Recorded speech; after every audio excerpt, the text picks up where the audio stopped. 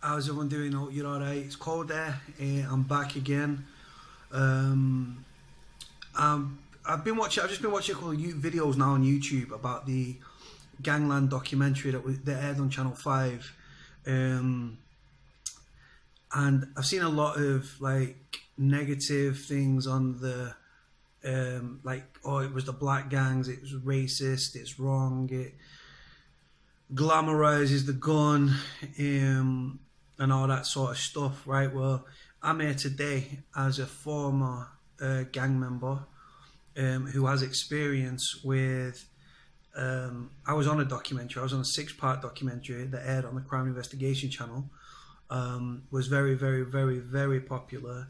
It was more gangland, crime, fly on the wall sort of thing, right? Before that, right, I genuinely like I flew under the radar with what I was doing when I was committing crime. Um, and then I went on this documentary, and it put my face right out there. Like the police attention that came with it was through the roof. Doors I was running were being raided. When there when there's about three people inside, the doors were being raided by police, coming searching front and back doors, like surrounding the venue, searching it and stuff like that. All because of who I was involved in with, what I was up to, and all because of what I said on this documentary.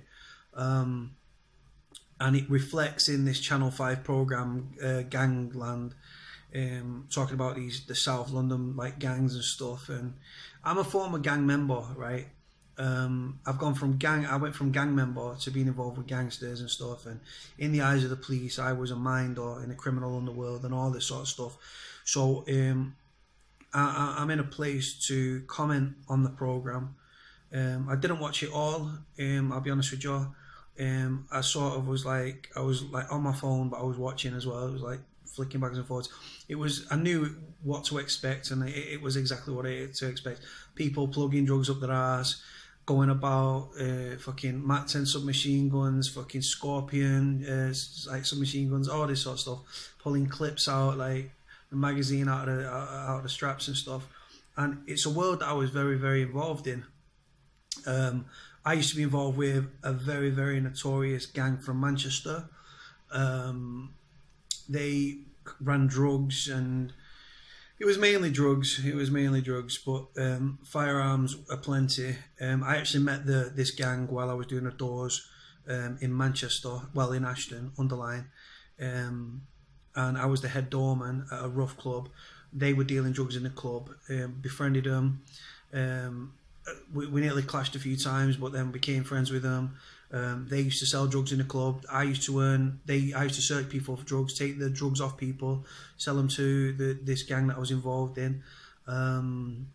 They used to then line my pockets and give me backhanders. I'd then in turn, like when the police came to the door to thingy, I'd give the lads the heads up and they get off out the back door sort of thing, and all that sort of stuff. And then we went for food and ended up dealing drugs for them and all that sort of stuff. And it's a very paranoid, like dangerous, like world to be involved in. They all ended up going to jail. Between 11 of them, just 11 of the gang, just 11 of them ended up going to prison for I think in excess of 235 years, for a few murders, firearms, like tit for tat shootings, drugs, and everything else. Well, going back to this documentary on Channel 5, people slaying it, right? I'm looking at it as a 32-year-old guy now that's reformed. I blew my cover, right? What I was doing before I got involved with this TV thing back in 2011, 2012, right, was I was committing crime, and I was flying under the radar and putting myself on this documentary that aired on the Crime Investigation channel. It lit me up, and no balaclava, no mask, no hoodie, no nothing, just straight up speaking to camera like I'm speaking to you. I spoke very candidly about things I've done, on the back of things I could have been arrested for. I've just spoken candidly and openly about the situation, and for me, it was the backlash was fucking phenomenal. I mean, the police, they're coming through my door, searching me on a door, while I was at work running doors in Manchester, coming to my door, turning the club over, turning me over, come back, find down police raiding my flat.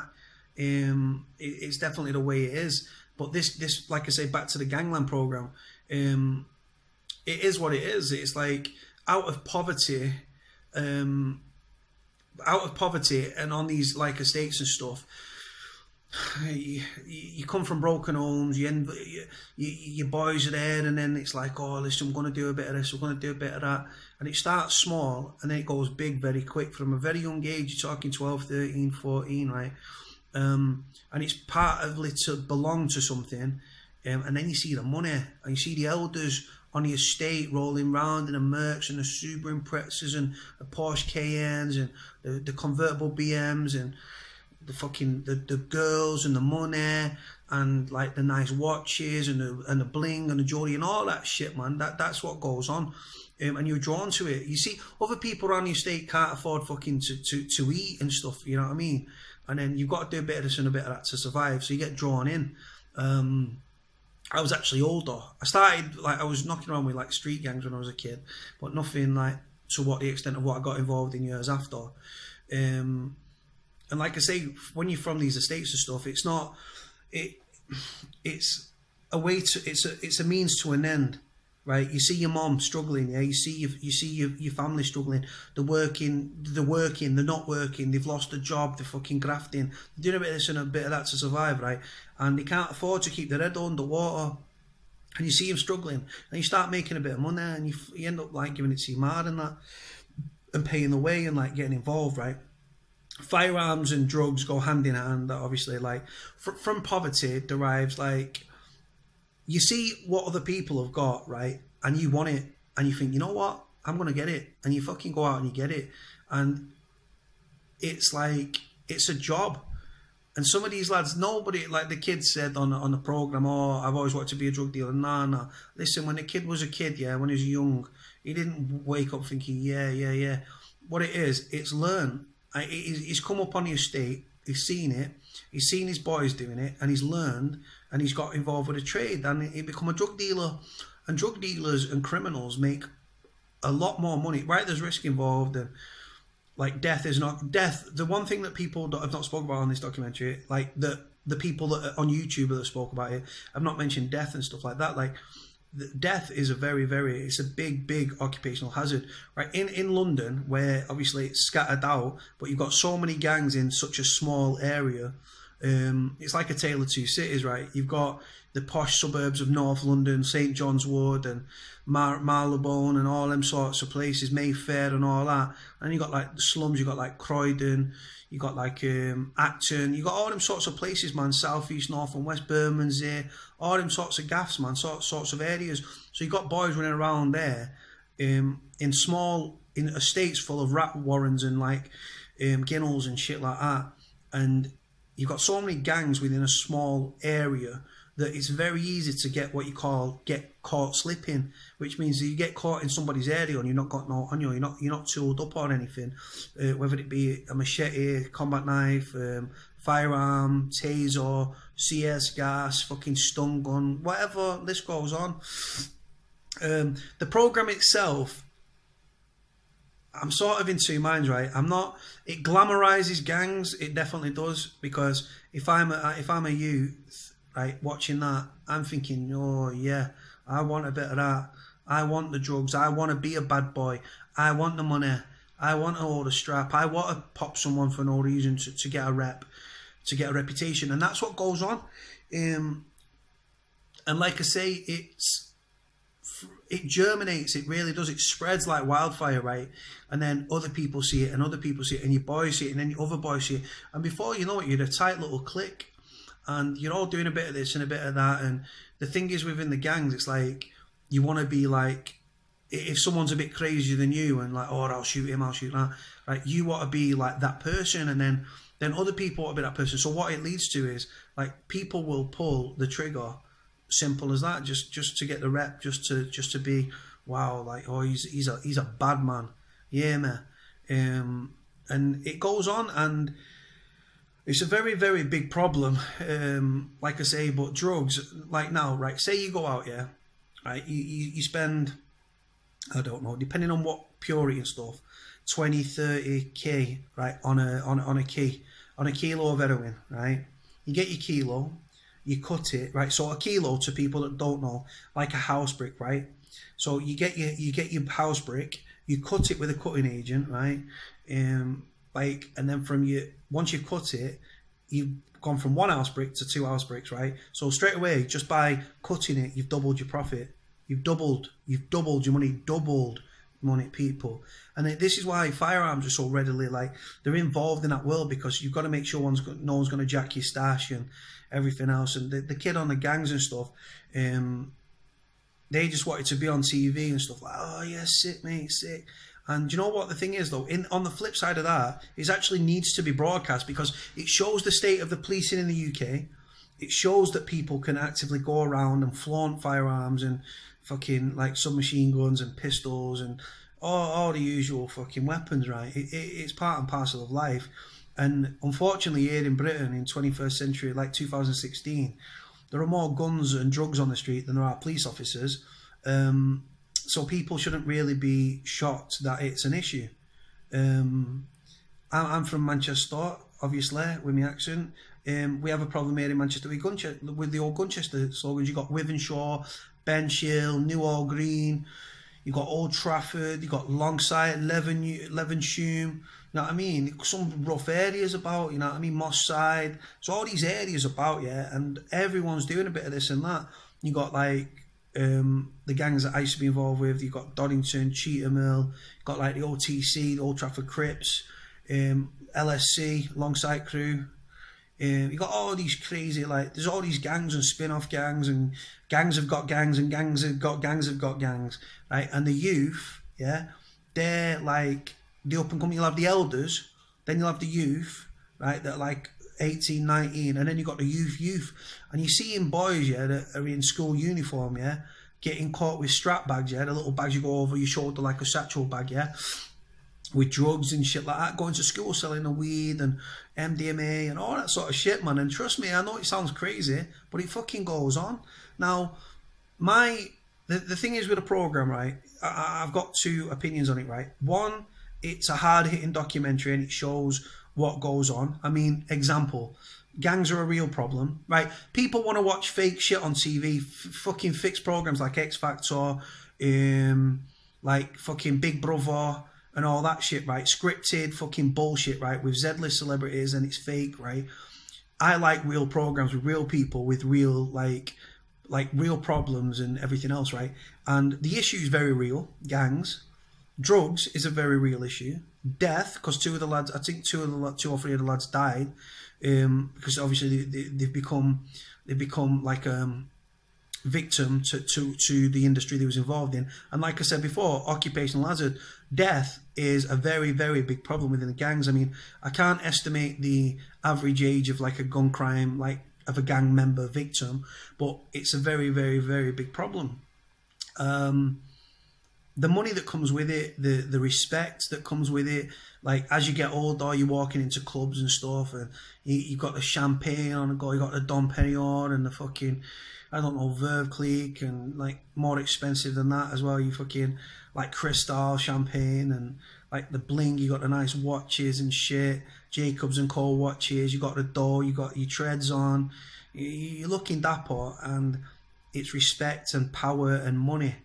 And who doesn't want that? We don't have the same things as everyone else. Like the state schools we go to are shit. The teachers don't really care. And you see these upper class, middle classes, and you see what they've got, and you think, you know what? Listen, I fucking want that, right? And you know what? You can take a shortcut and get to it. Fuck uni, fuck college, fuck all that stuff. You can get to it fast, right? And that's what people are doing. I'm not saying it's right, but we're disenfranchised there in the UK. Like we really are. I mean, people have to do a bit of this and a bit of that to survive. I mean, like the gaps between the haves and have-nots are getting bigger year on year, and like there's that much drugs and stuff on the streets. Like it's fucking scary. Like legalized now are taking over as the drug of choice, because they're more potent and they're cheaper, and they get you off your tits and stuff for longer and all that stuff. I still speak to people in the game, and I still chat to people, and I've got boys that are in jail. I've been in jail myself.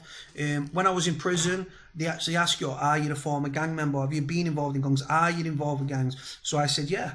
And I was honest and everything and told them straight, and they was careful which wings to put me on, but they don't really, the screws didn't give a shit. But anyway, back to the gang thing.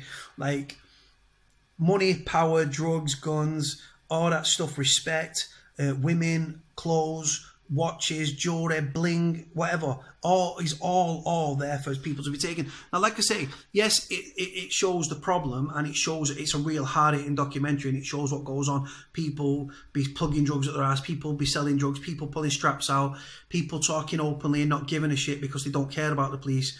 But going on camera sometimes without a bally on, and some of the lads weren't covered and stuff, they will become a target for, like, the I think, is it Trident or something, the like the police who deal with black on black, like, gang crime stuff down in London.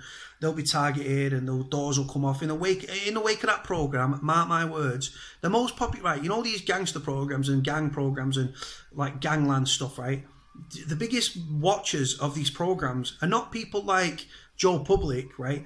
Obviously, I'm a former gang member. It's the same old shit to me. It's nothing I haven't heard before and seen and witnessed, right?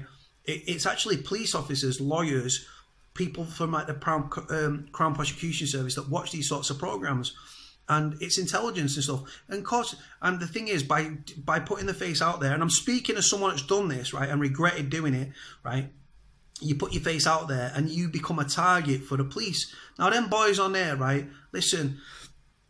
The police stop and search black youth, right? Because the police are racist, right? Black gangs, there's no such thing as just black gangs, right? I was involved with like black gangs, but they had Asian guys in there and all this sort of shit, right? I was like a white boy within it. There's a couple of white boys, right? And they was all dangerous fucking lads, and they would shoot you. Simple. They would shoot you for the boys, like they would put one in you, and they did, and two people died, and they went to jail. So it goes on.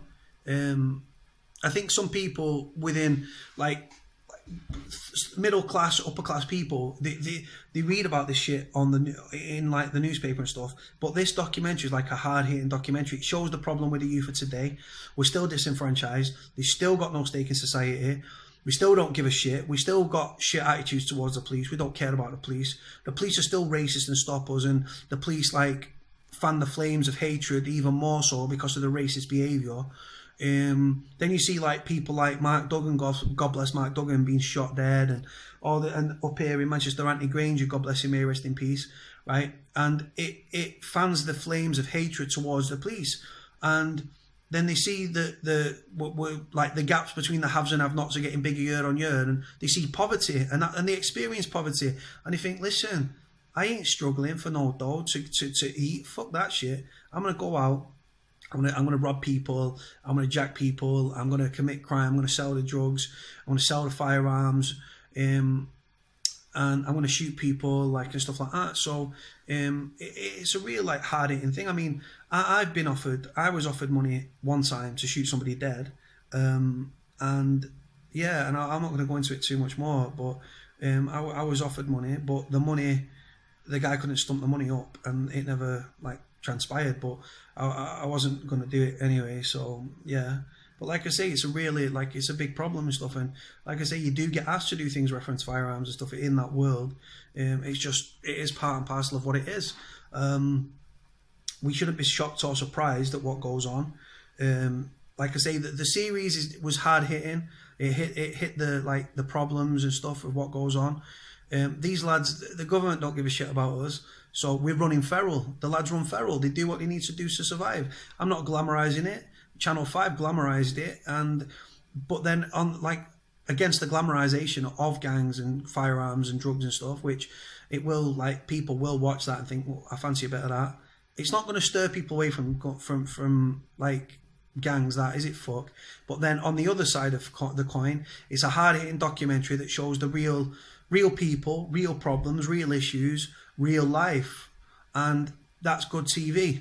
And where to the gang lads, right? It was it was sick, it was safe. We was on TV. We got paid dough. Right? They won't get paid for the crime. They'll get paid for the travel and shit like that, because you can't seem to be paying criminals for criminal behavior and stuff. And that the only reason that the filming went ahead like that is because, like, the media, when they make these sorts of programs, they can't be seen to record crime, because they're the duty bound to inform the police and like stuff like that, and they can't do it because it's glamorizing crime. So the loophole for that was to give these lads cameras and let them go out on the streets with these GoPros and like little mini cameras and shit, like cheaper ones, so they didn't get robbed and jacked up and stuff. And that's the way it is. Crime's a big thing. There's more criminals and gang members and firearms and drugs than there are police officers. Welcome to lawless Britain, people. On that note, I'm going to leave it there. Take care. God bless.